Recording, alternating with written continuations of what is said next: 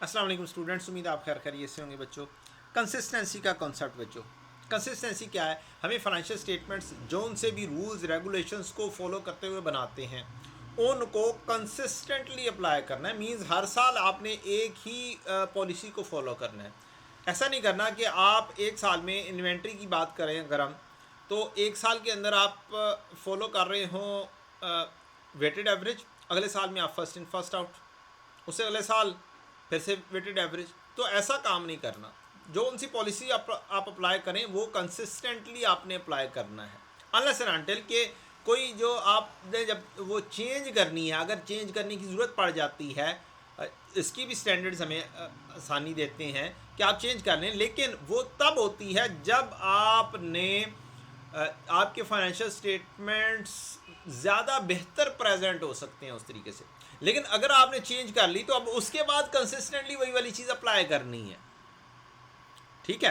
Financial statements are presented consistently from one period to another, both policy and presentation. Policies and presentation. Policy क्या है, ये जो मैंने अभी बात की। प्रेजेंटेशन क्या है? प्रेजेंटेशन ये है कि बेटा अगर आप एक एक्सपेंस लिखते हैं, वो आपने उसको एडमिनिस्ट्रेटिव एक्सपेंसेस का पार्ट बनाया हुआ है, तो वो कंसिस्टेंटली एडमिनिस्ट्रेटिव एक्सपेंसेस का ही पार्ट बनाएं, ना कि उसे बाद में उठा के सेलिंग में डाल दें या डिस्ट्रीब्यूशन में डाल दें।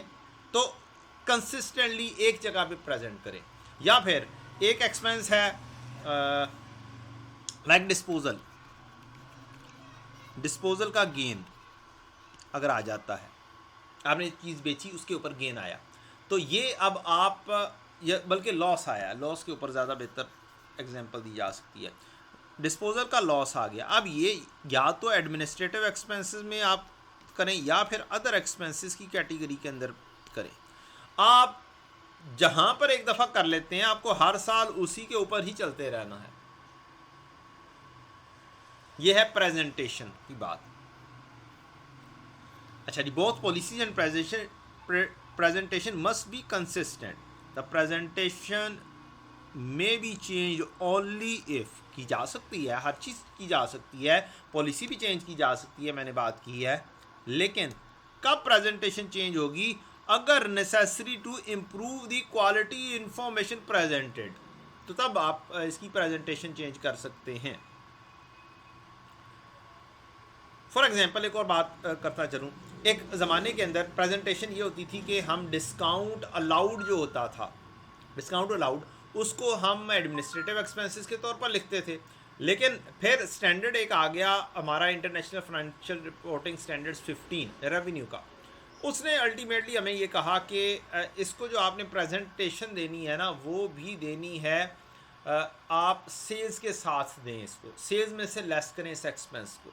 तो फिर जब एक स्टैंडर्ड आ गया, उसने हमें गाइडेंस दे दी, तो फिर हमने क्या किया, उसको उसकी प्रेजेंटेशन बेहतर तौर पर करना शुरू कर दी कि भाई जो डिस्काउंट अलाउड दे रहे हैं वो बेसिकली तो सेल्स के ऊपर ही दे रहे हैं ना, सेल्स की वजह से दे रहे हैं, तो इसे सेल्स में से नेट ऑफ कर दिया जाए, ना कि इसको अलग से एक्सपेंस के तौर पर प्रेजेंट किया जाए। An entity should use consistent accounting policy regarding inventories, that is either use FIFO method or weighted average method. और क्या क्या एग्जांपल्स हो सकती हैं? Company had a poor trading year, उसका जो साल है बहुत बुरा गुजरा, and the owner have decided to adopt weighted average valuation method instead of first in first out. अब होता क्या है बेटा, क्लोजिंग स्टॉक अगर बढ़ता है तो आपका प्रॉफिट भी क्या हो जाता है, बढ़ जाता है, या लॉस कम हो जाता है। तो अगर वो पहले वेटेड एवरेज करता था, वो एक चीज़ एवरेज हो जाती थी।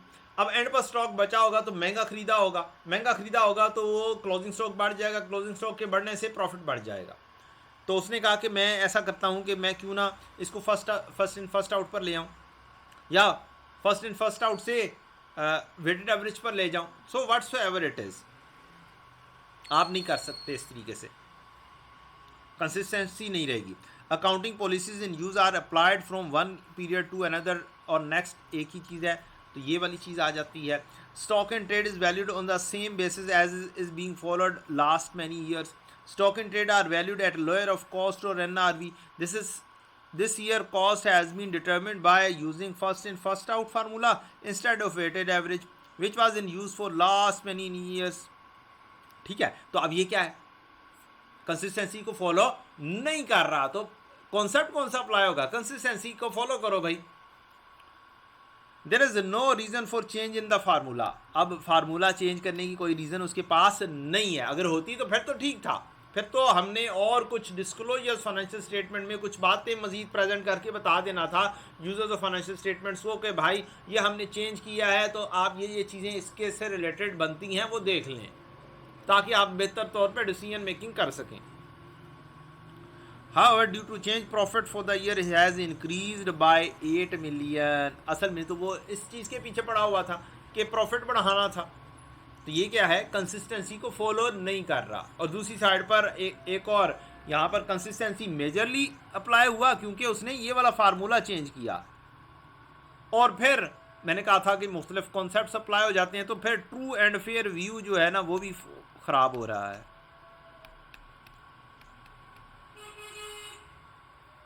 तो लेकिन अगर एमसीक्यूज टाइप होगा तो फिर मेजरली चीज़ आपको बयान की जाएगी, और या जो सी चीज़ पहले नंबर पर अप्लाई होनी चाहिए, या ये भी कह सकते हैं which two of the following may be applied. तो अगर एमसीक्यू टाइप हो और कहा जाए कि कौन से दो कॉन्सेप्ट अप्लाई होते हैं, तो फिर पहला कॉन्सेप्ट अप्लाई होता है कंसिस्टेंसी, दूसरा क्या हो जाएगा? ट्रू एंड फेयर व्यू हो जाएगा। क्या आप चीज़ गलत कर रहे हैं, सही फेयर व्यू नहीं दे रहे हैं। Some accounting policy shall be applied to accounting events from time to time, period to period। ठीक है, stock is valued on the same basis in each accounting period। बिल्कुल ठीक हो गया। हर अकाउंटिंग पीरियड में एक ही पॉलिसी के तहत वो क्या करता है? एक ही चीज़ अप्लाई करता है। Use of some cost formula for stock valuation which was used in previous period. तो ये वाली चीज़ चूँकि ज़्यादा रिलेट कर रही होती है स्टॉक से रिलेटेड, जिस तरह से स्टॉक से रिलेटेड हमने बात की थी प्रूडेंस कॉन्सेप्ट के तहत भी, तो prudence concept is something different, वो लोअर ऑफ कॉस्ट और एनआरवी की तरफ जाता है। ठीक है वो भी इन्वेंट्री से रिलेटेड, लेकिन जो फाइफो मेथड और एवको मेथड का फार्मूला है जो कि पॉलिसी है वो कंसिस्टेंसी की तरफ आ जाती है। तो है चीज़ इन्वेंट्री ही, तो मुख्तलिफ जगहों पे मुख्तलिफ क्या है कॉन्सेप्ट अप्लाई हो रहे होते हैं बच्चों।